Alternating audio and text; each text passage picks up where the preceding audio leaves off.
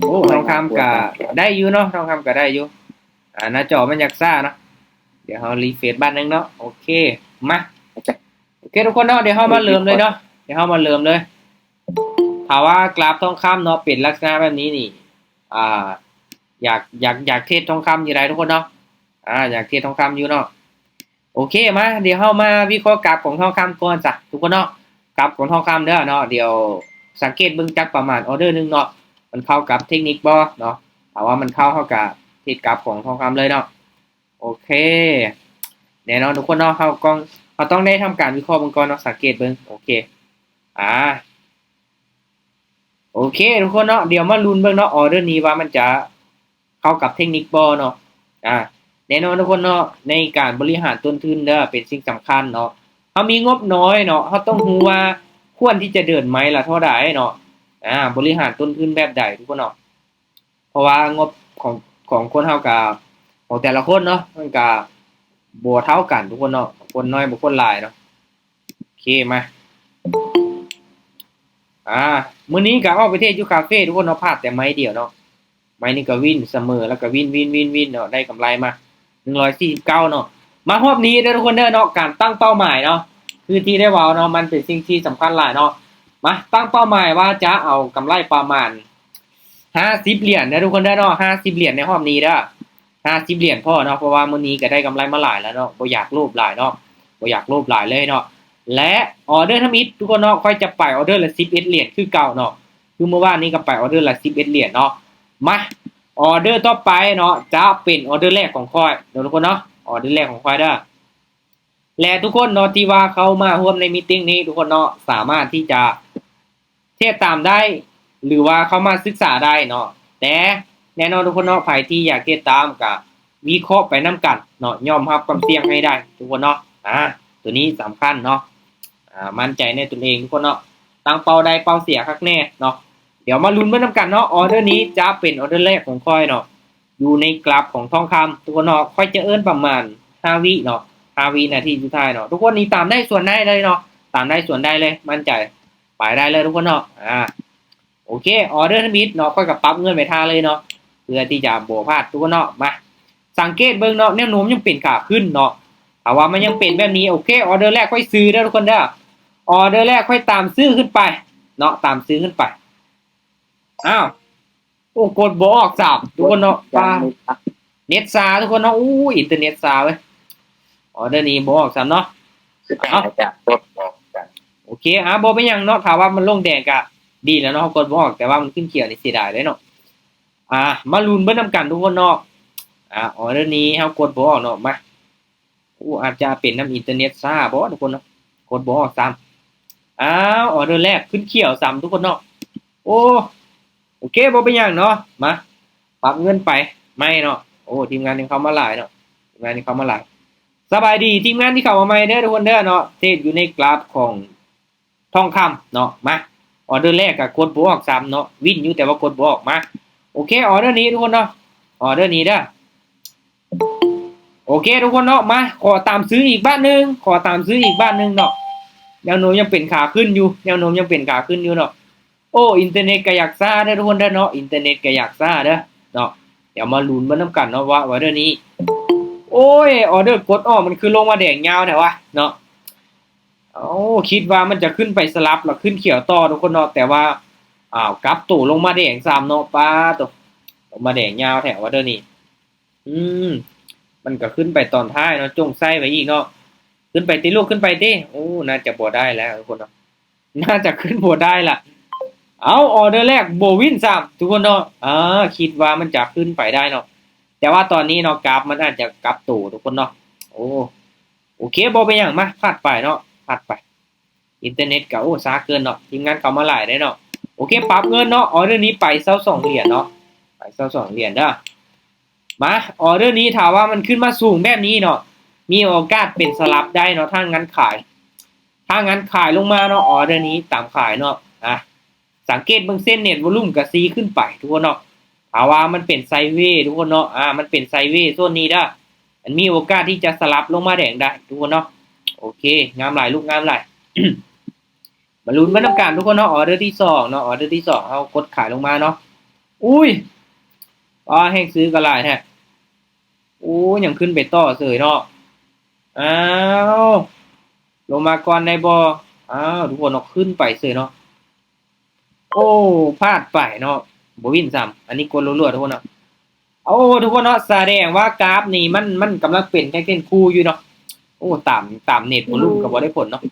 เอาตามได้ส่วนได้เด้อทุกคนเด้อเนาะตอนนี้นี่ยังเข้ากราฟบ่ได้เทื่อเนาะยังพลาดไป2ไม้ละโอเคคูณเงินอีกเนาะออเดอร์นี้ไปอยู่ที่เหรียญเนาะโอเคทุกคนเนาะออเดอร์นี้มาขายไปเด้อขายโอ้ลงมาแดงตอนท้ายเนาะสาเหตุที่ว่ากดขายทุกคนเนาะในโซนนี้นี่แน่นอนทุกคนเนาะ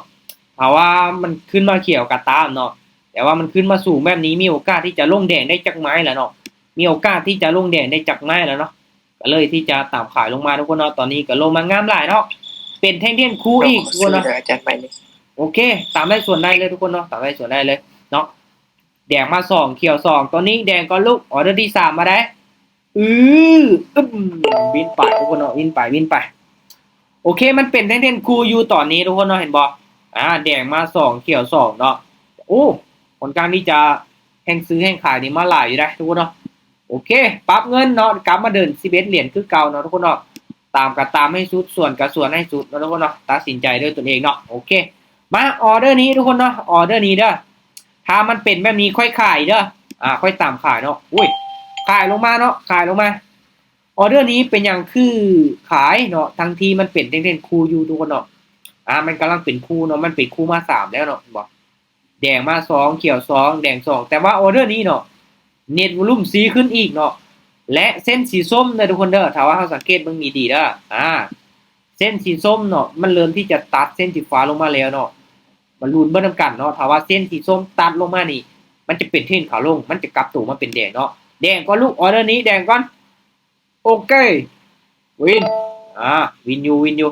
กราฟทรงนี้ทุกคนเนาะมันเป็นไซด์เวย์อยู่ด้วยเนาะมันเป็นไซด์เวย์เนาะมันบ่เป็นเฟรนเนาะอาจจะมีเขียวแดงสลับกันไปเนาะโอเคถือว่าได้อยู่เดี๋ยวครับทีมงานเข้ามาเพิ่มก่อนโอเคสบายดีทีมงานให้เข้ามาไหมมาปรับเงินไปต่อเนาะปรับเงินไปต่อออเดอร์นี้ทุกคนเนาะถามว่ามันเป็นแบบนี้นะมาซื้อนะพอซื้อไปบ้านนึงเนาะ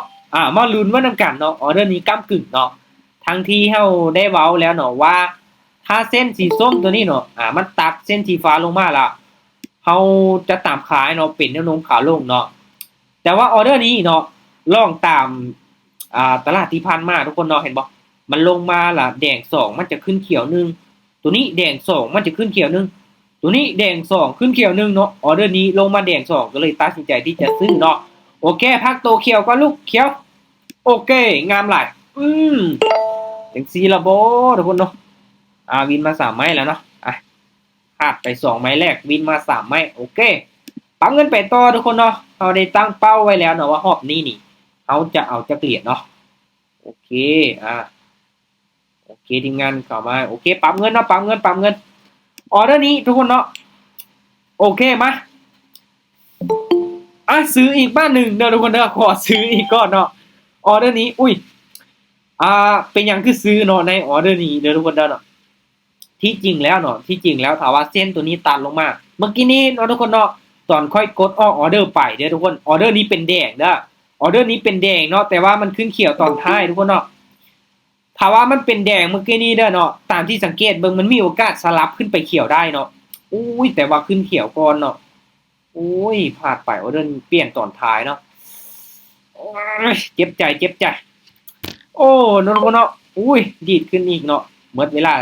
โอเคกราฟกาสวิงอยู่เนาะสวิงอยู่โอเคบ่เป็นอย่างเนาะถ้าว่าออเดอร์เมื่อกี้นี้เด้อเนาะแท่งเทียนหลอดทานี่มันเป็นแดงนี่เนาะมันเป็นแดงนี่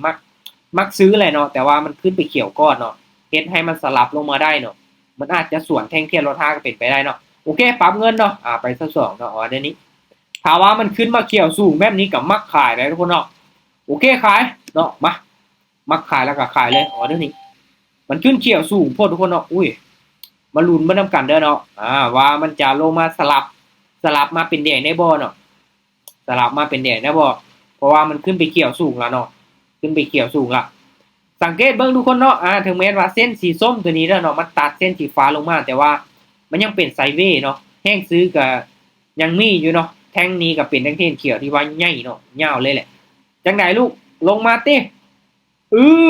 โอเคงามหลายวินได้อยู่ทุกคนเนาะได้อยู่ถ้าว่ากรณีที่มันเป็นแท่งเทียนชัดเจนทุกคนเนาะเป็นแท่งเทียนที่ใหญ่ยาวชัดเจนนี่วิเคราะห์ง่ายอยู่ทุกคนเนาะมันเป็นแท่งเทียนโดจินี่ยากอยู่เนาะเป็นแท่งเทียนน้อยเนาะตรงนี้ถือว่าได้อยู่โอเคปั๊มเงินเนาะโอเคปั๊มเงินดีดขึ้นไปเนาะถ้าว่ามันขึ้นมาเงาแบบนี้ทุกคนเนาะขายอีกมาขายอีกเด้ออย่ามาขายเนาะขายดิโอเคท่านเจอทุกคนเนาะโคตรอีกบ้านหนึ่งโอเคท่านเนาะอินเทอร์เน็ตก็อยากซ่าทุกคนเนาะอินเทอร์เน็ตอยากซ่านะ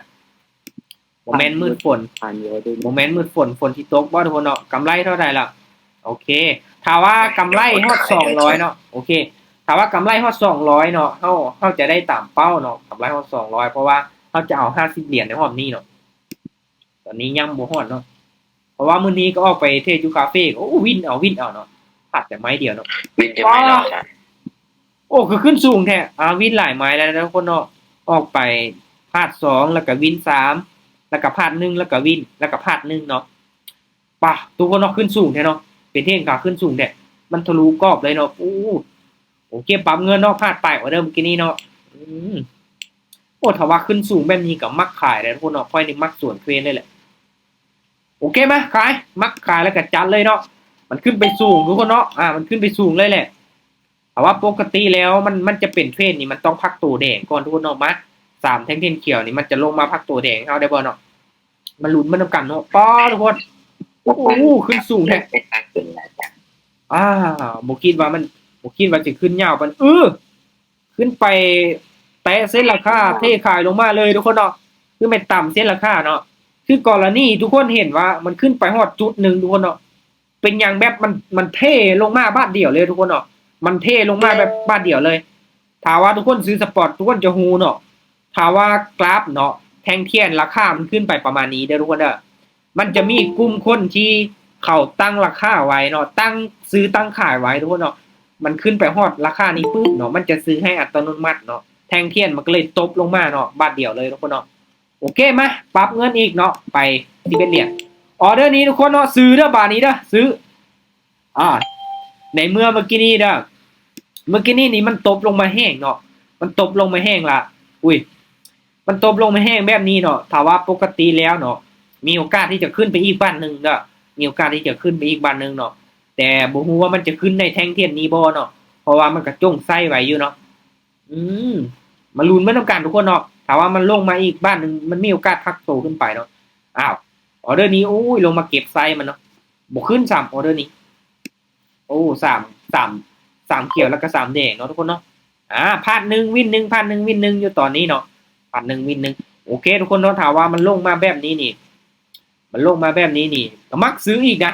ถ้าว่ามันมันแดงมาหลายไม้เนาะมันแดงมาหลายไม้เฮาก็มักซื้อเนาะโอเคปรับเงินเนาะโอเคถ้าว่าออเดอร์นี้ทุกคนเนาะแทนแค่เราถ้าเป็นแดงนี่ค่อยมักซื้อเด้อเนาะค่อยขอตามซื้อเด้อป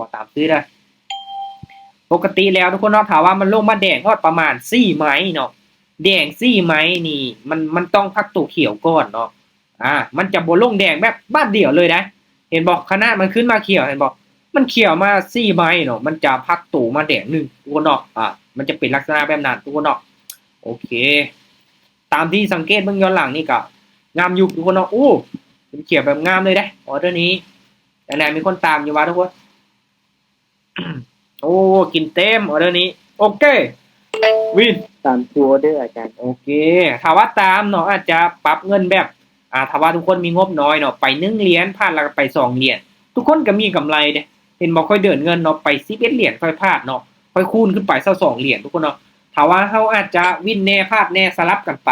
เฮาเดินเงินแบบนี้จังได๋ก็มีกำไรทุกคนเนาะโอเคทุกคนมาเบิ่งกำไรเนาะมาเบิ่งกำไรผมค่อยเนาะว่าได้ตามเป้าแล้วบ่โอเค200ปึ๊บ200กับ9เหรียญทุกคนเนาะแสดงว่าบวกมาประมาณ58เหรียญเนาะ58เหรียญแม่นบ่วะ49เนาะทุกคนเนาะบ่49ทุกคนเนาะ 49เนาะแสดงว่าตอนนี้นี่บวกมาประมาณ60เหรียญทุกคนเนาะ149เหรียญเนาะตอนทำอิฐตอนนี้ขึ้นมาฮอด209เหรียญเนาะแสดงว่าบวกขึ้นมาเนาะไก่พอดี60เหรียญเลยเห็นบ่ทุกคนเนาะประมาณนี้เลยเนาะตอนทำอิฐพลาด2ไม้แล้วก็วิน3แล้วก็พลาด1แล้วก็วินแล้วก็พลาดแล้วก็วินแล้วก็พลาดแล้วก็วินแล้วก็มีกำไรทุกคนเนาะอัตราการชนะก็สลับกันไปเนาะประมาณนี้เลยไปต่องานยังเก็บพอบ่ได้ครับ ฮะอีหยังก็ ยังเก็บพอบ่ได้เทื่อไปต่อบ่ โอ้ยังแก้พอดบ่ได้ว่ะติดลบไปหลายวะต้องถามก่อนนะว่าติดลบไปเท่าใดเนาะและต้นทุนเนาะต้นทุนที่เอามาเทรดเก็บอันนี้นี่เท่าใดทุกคนเนาะค่อยกาเห็นทีมงานเนาะของค่อยกาค่อนข้างที่จะเติมเข้าไปเทรดเนาะแต่ว่างบน้อยทุกคนเนาะงบ4เหรียญ5เหรียญเนาะอันนี้ก็อยากฝากเลยได้ถ้าว่าเฮามีงบน้อยประมาณนี้นี่มันยากทุกคนเนาะเว้าตามความเป็นจริงในมุมมองของค่อยทุกคนเนาะแต่ว่าเฮามีงบน้อยแหละอยากได้กำไรหลายบ้านเดียวนี่เป็นอีหยังที่ความเสี่ยงสูงได้เนาะเขาอาจจะพลาด 2-3 ไม้นี่เนาะแน่นอนเนาะพอร์ตเฮาก็เบิดแล้วเนาะคือทุกคนสังเกตเบิ่งเด้อเนาะถ้าเอาต้นทุนแบบหลายๆเนาะมาเอากำไรน้อยนี่มันง่ายเนาะมันง่ายแต่ว่าเฮาอย่าโลภได้เนาะเฮาอย่าโลภได้ก็คืออยู่ตัวเนาะเห็นบอกคือค่อยก็มีต้นทุนก็ทำอีกกัน 1,000 เหรียญนะทุกคนเด้อค่อยเติมเข้ามา 1,000 เหรียญตอนนี้ก็ปั้นขึ้นมาฮอด 2,000 แล้วเนาะก็ค่อยๆเดินเงินค่อยเก็บเข้ามาทุกคนเนาะงบน้อยก็ต้องเทรดให้มีอัตราการชนะสูงเนาะต้องเทรดให้มีอัตราการชนะ60-70% ขึ้นไปจึงจะมีกำไรทุกคนเนาะแต่ว่าอัตราการชนะยังอยู่ที่50ยังเสียอยู่เนาะ40ก็ยังเสียอยู่เนาะประมาณนี้เลยทุกคนนี่แหละแบบตัวเองเนาะสำหรับรอบนี้ทุกคนเนาะค่อยเองนี่ได้ตามเป้าแล้วได้ค่อยจะพักแล้วได้เนาะได้หลายแล้วเด้มื้อนี้เนาะที่จริงแล้วตั้งเป้าว่าได้กำไร25ความจริงก็อยากได้27โอเคได้ละเนาะยังบ่ทันรับเป้าได้เงินลิ้นสงกรานต์แล้วเด้ทุกคนเนาะหาเงินลิ้นสงกรานต์เนาะมาศึกษาเด้อขึ้นมา6เหรียญ6เหรียญได้กำไรเห็นบ่เนาะขนาดต้นทุนเนาะถือว่าต้นทุนเฮาบ่หลายแต่ว่าได้กำไรแบบ 100% 200%สบายดีจบมิตติ้งแล้วจ้ะโอ้กำลังสิจบแล้วเนาะได้ตามเป้าแล้วกำไรมา200กว่าแล้วเด้มื้อนี้เขามาซาเด้ผ่านไป20ปลายนาทีแล้วนี่กำลังยุ่งกับคอมอยู่นี่แน่น่ะมีรถอยู่สักเหรียญเขาควรเสียพอจัดเหรียญกันโอ้โหอยู่เลยจ้ะโอเคน้องเอาทุนแต่ละจานถึงไงต้นทุนมา950ปั้น10มือได้เพิ่มขึ้นมา500ปลายแล้วจ้ะโอ้สุดยอดเนาะยอดได้กำไรตามโอเคได้ตามเป้าแล้วเขาก็พักเนาะเฮ็ดแบบชิวๆเนาะเฮ็ดใช้ชีวิตเนาะได้เงินแล้วก็เอาไปจ่ายทุกคนเนาะมีกำไรก็ทอนทุกคนเนาะหาเงินลิ้นสงกรานต์มาทุกคนเนาะถ้างั้นก็เอาประมาณนี้แหละเนาะสำหรับมีตติ้งก็เนาะมื้อต่อไปก็มื้อสงกรานต์ก็อาจจะบ่ได้เปิดมีตติ้งได้ทุกคนเนาะยามม่วนเฮาก็ม่วนเต็มที่เนาะยามหาเงินเฮาก็หาเงินเต็มที่เนาะ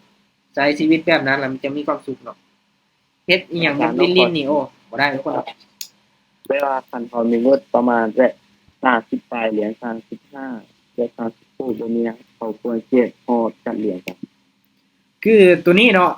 ตัวนี้นี่อย่างน้อยก็เอารอบละประมาณ5เหรียญเนาะเอาประมาณรอบละ 10% ของพอร์ตเฮาเนาะต้นทุน50ก็เอารอบละ5เหรียญมื้อนึงเข้าไปเทศจัก3รอบ4รอบเนาะ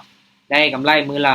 10ปลายมื้อละ20ปลายก็โอเคแล้วเนาะหลังจากที่พอร์ตเฮาอาจจะเติบโตขึ้นไป100เนาะเฮาก็ขยับเอาเนาะรอบละ10เหรียญหลังจากที่ปั้นจาก100ละขึ้นไปฮอด200เนาะหลังจากนั้นเฮาก็เพิ่มอีกเนาะเอาประมาณจัก10ปลายหรือว่า20เหรียญเห็นบ่มันจะเพิ่มขึ้นไปแบบนั้นเนาะ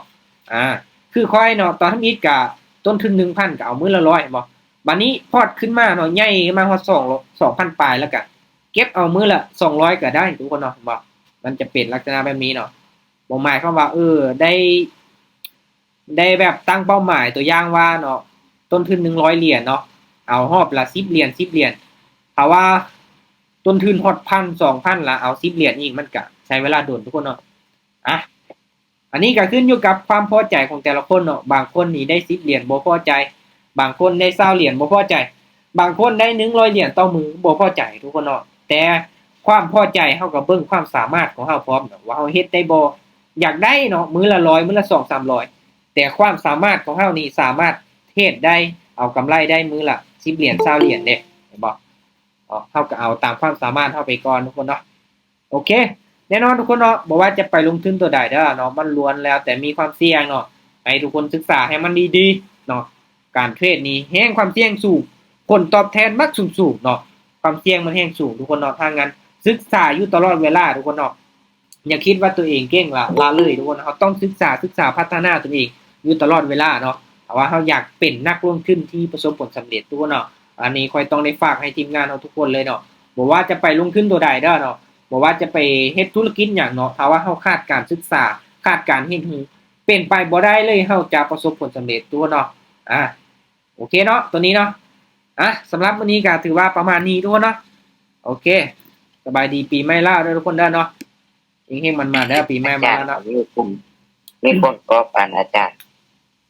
ตั้งเพศใหม่ใส่ซื้อเพศเทียบอาจารย์ผมพบอาจารย์ทักมาเนาะ โอเคแม่นะสำหรับวันนี้ขอบใจทุกคนที่เข้าร่วมทุกคนโอเคมาบ๊ายบายเด้อไว้มื้อหน้าเนาะก็มาเทศมวนๆนำกันใหม่